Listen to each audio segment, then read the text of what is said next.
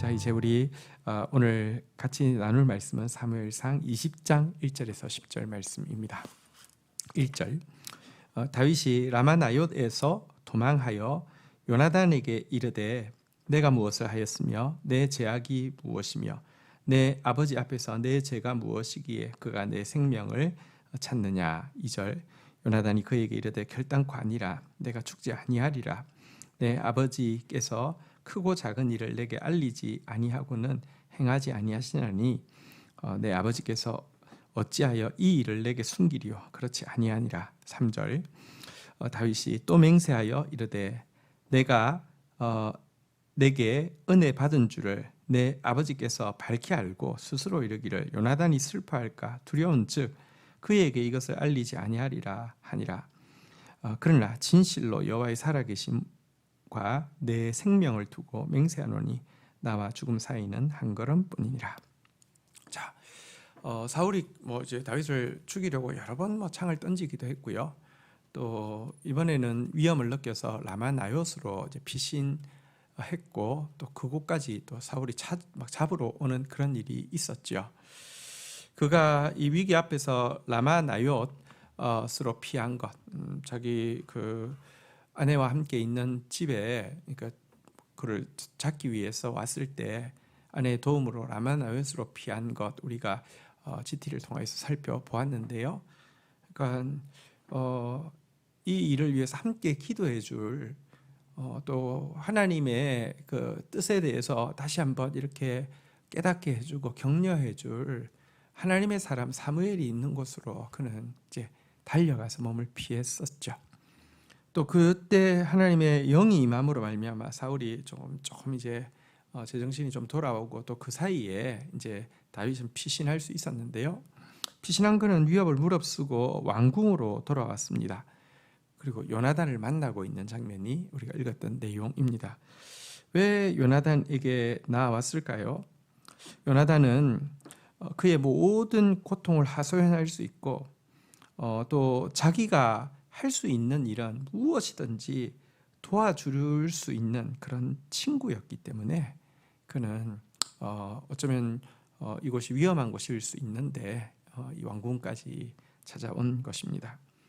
여러분, 우리가 위기의 순간이 있습니다. 이때 다윗처럼 라마나옅 라마에 있는 선지 학교에 선지자 사무엘을 찾아가는 것처럼 우리가 말씀 앞에 서는 것, 또 하나님의 교회에 또 부족하지만 하나님께서 교회를 통하여서 하나님의 말씀이 증거되어지도록 또 세운 주의 종과 가까이 하는 것 굉장히 지혜로운 것이죠.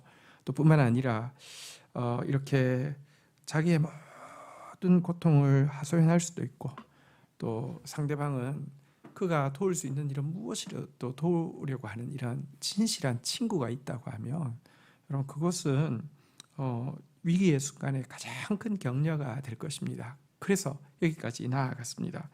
성경에 이런 말씀이 있지 않습니까? 우리 그 성경에 보면은 전도서 4장 12절에 보면 한 사람이면 패하겠거니와 두 사람이면 맞설 수 있나니 세 겹줄은 쉽게 끊어지지 아니하니라 이랬는데요. 아무리 용기 있어도 여러분 다윗 골리앗을 물리치는 용사입니다. 근데 계속 여러분 감당할 수 있을까요? 그렇지 않습니다. 한 사람이면 패합니다. 그러나 두 사람이면 다윗과 또 사무엘이면 맞설 수 있고요. 세 겹줄은 쉽게 끊어지지 않습니다. 이런 다윗에게 있었던 사무엘 그리고 요나단과 같은 기도의 세 겹줄이 또 이 은혜의 세 겹줄이 저희들에게 있기를 원하고요. 사실 교회가 두세 사람이 내 이름으로 모인 이 교회가 바로 이 기도의 세 겹줄, 은혜의 세 겹줄이죠. 말씀의 세 겹줄이죠. 또 우리 홀로는 패할 수밖에 없습니다. 더욱 우리 이제 셀이 시작되었는데 셀을 통하여서 또 교회 공동체를 통하여서 더욱 주님 앞에 위기의 순간에 함께하는 그런 지혜로운 지체들이 되셔야 되겠습니다. 이 다윗의 하소연 앞에서 요나단은 결단코 너가 죽지 않을 것이다라고 위로하고 있습니다. 그리고 우리 아버지가 대소사간의 일에서 하는 일은 자기한테 다 이야기하니까 아직까지 나한테 이야기 없는 걸 봐서는 일시적인 일이지, 일시적으로 너도 알다시피 악령이 올 때마다 그런 일이 있는 것이지 정말 죽이려고 하는 거 아닐 거라고 이렇게 위로하고 있습니다. 하지만 다윗은 다시 그의 상황에 대해서 다시 이야기를 하죠. 그 왕께서 이제 요나단, 너가 나를 너무 사랑하고 우리가 이제 서로가 서로를 귀히 여기는 관계인 줄 알기 때문에 너에게 이야기하면 네가 또 너무 낙심할까 봐서 이야기 안 할 뿐이지, 지금 정말로 나와 죽음 사이는 한 걸음밖에 없다, 이렇게 하소연을 하고 있습니다. 자, 이렇게 되자 4절부터 한번 보도록 하겠습니다. 4절, 요나단이 다윗에게 이르되 내 마음의 소원이 무엇이든지 내가 너를 위하여 그것을 이루리라. 5절, 다윗이 요나단에게 이르되 내 일은 초하루인즉 내가 마땅히 왕을 모시고 앉아 식사를 하여야 할 것이나 나를 보내어 셋째 날 저녁까지 들에 숨게 하고 6절, 내 아버지께서 만일 나에 대하여 자세히 묻거든 그때에 너는 말하기를 다윗이 자기 성읍 베들레헴으로 급히 가기를 내게 허락하라 간청하였사오니 이는 온 가족을 위하여 거기서 매년제를 드릴 때가 됨이니이다 하라. 7절, 그의 말이 좋다 하면 내 종이 평안하려니와 그가 만일 노하면 나를 해하려 결심한 줄을 알지니.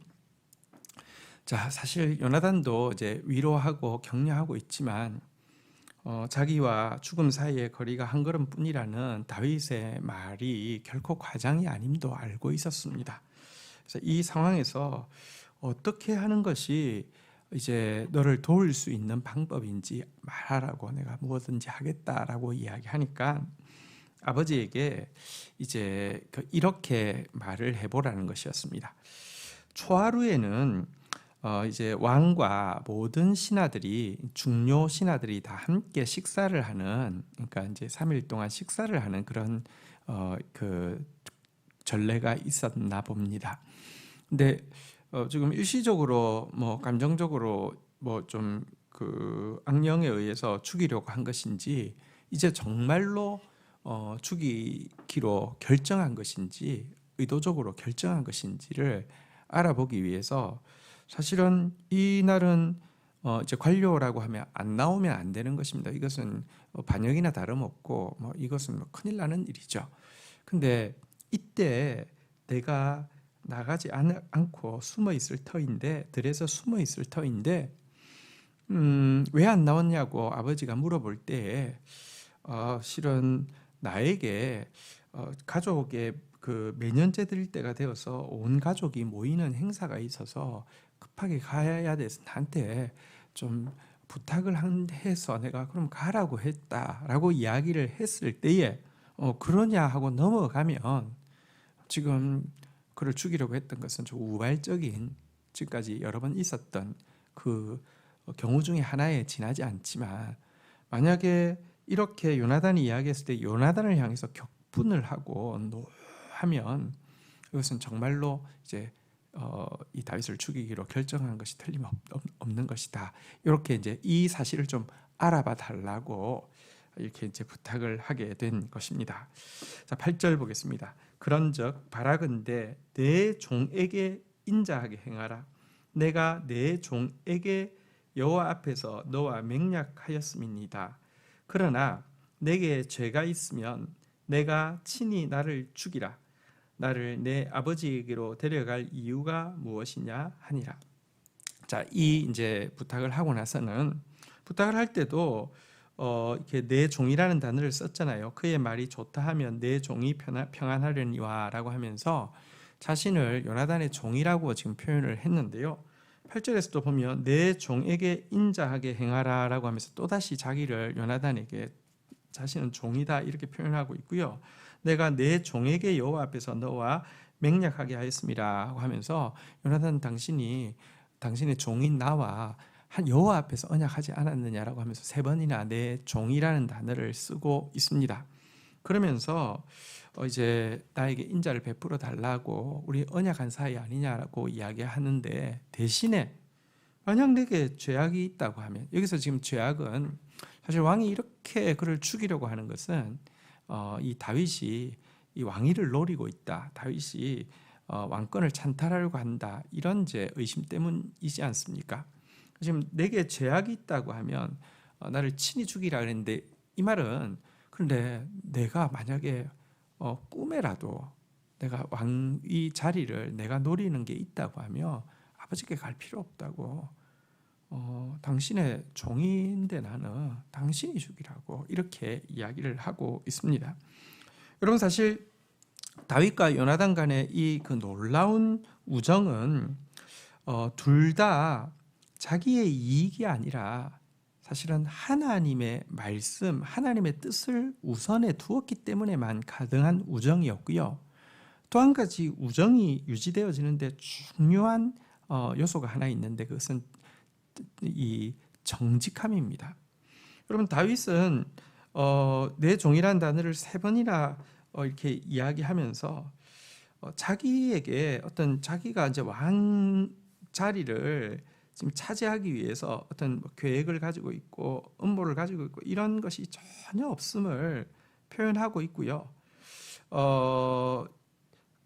조금이라도 그런 의심이 있다고 하면 요나단의 손에 죽기를 원하는, 그러니까 정말 그는 정직하게 이와 같은 욕심이 없었음을 이야기를 하고 있습니다. 그리고 또 이 정직함을 요나단도 정확하게 알고 있었기 때문에 그들의 우정은 유지되어질 수 있었습니다. 여러분, 우리가 이 정직한 것, 이것은 관계를 유지시켜 나가는 굉장히 중요한 요소입니다. 하나님 앞에서 정직해야 되고 서로를 향해서 또 정직한 것, 이거 굉장히 중요하죠. 사실 다윗이 왕이 된 것은 그의 계획이나 그의 욕심이 아니라 하나님의 일방적인 계획이었죠. 그리고 또 그가 왕이 되는 과정에서 부득이하게 사울은 이제 왕위가 박탈되어지게 되는데, 이것 역시 하나님께서 사울에게 충분한 기회를 주었음에도 불구하고 그가 거듭 불순종해서 하나님의 은혜를 스스로 찾기 때문이지, 다윗이 여러분 사울의 목숨을 노리거나 다윗의 칼에 의해서 사울이 죽은 것이 아니잖아요. 그는 그렇게 쫓기고 있으면서도 한 번도 사울의 그 몸에 손을 댄 적도 없고, 결국은 사울은 이 블레셋에 의해서 죽었고요. 근데 나중에 그의 시신을 가져온, 그의 목을 가져온 자를 다윗이 도리어 심판하지, 그에게는 그럴 마음이 전혀 없었던 것이죠.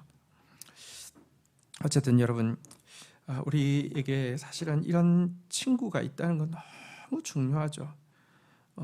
기도의 세 겹줄, 사랑의 세 겹줄, 믿음의 세 겹줄 너무 중요하죠.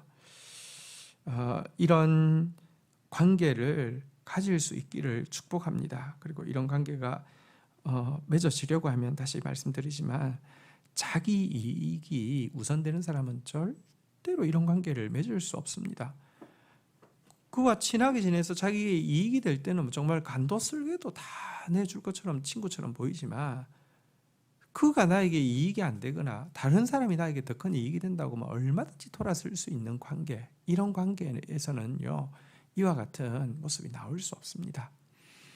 자기 이익이 아니라 하나님의 의에, 먼저 그 나라와 그 의에, 그 의라는 것은 하나님의 말씀이죠. 말씀에 집중되어져야지만 이런 우정이 가능하고요. 또 서로 사이에 정직함이 있어야 합니다. 정직함 없이는 이런 관계가 유지되어질 수가 없죠. 이렇게 이제 이야기를 합니다. 그러자 9절, 요나단이 이르되 이 일이 결코 내게 일어나지 아니하리라. 내 아버지께서 너를 해치려 확실히 결심한 줄 알면 내가 내게 와서 그것을 내게 이르지 아니하겠느냐 하니 10절 다윗이 요나단에게 이르되 내 아버지께서 혹 엄하게 내게 대답하면 누가 그것을 내게 알리겠느냐 하니라.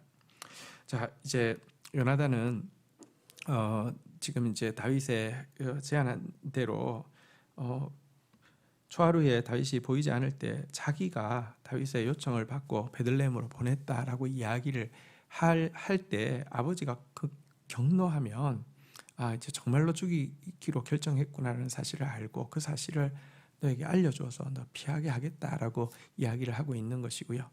다윗은 혹시 너무 아버지가 엄하게 이야기하면서 너 꼼짝하지 마.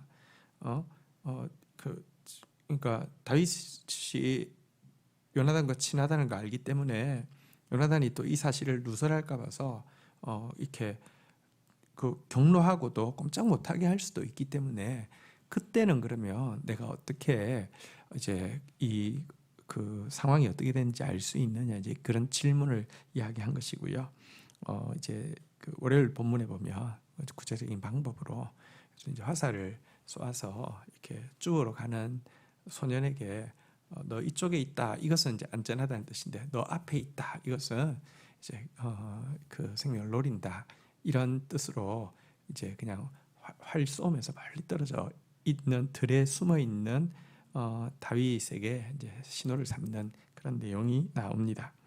여러분 오늘 우리가 읽었던 이 짧은 본문에서 사실은 다윗이 그 위기의 순간에 제일 먼저 생각났던 사람인 사무엘 또 참 위험하지만 찾아가는 것 자체가 너무 위험하지만 그 모든 위험을 무릅쓰고 또 찾아가고 싶었던 요나단 이와 같은 이 우정의 산물이 이와 같은 교제의 산물이 저희들에게도 있기를 원합니다.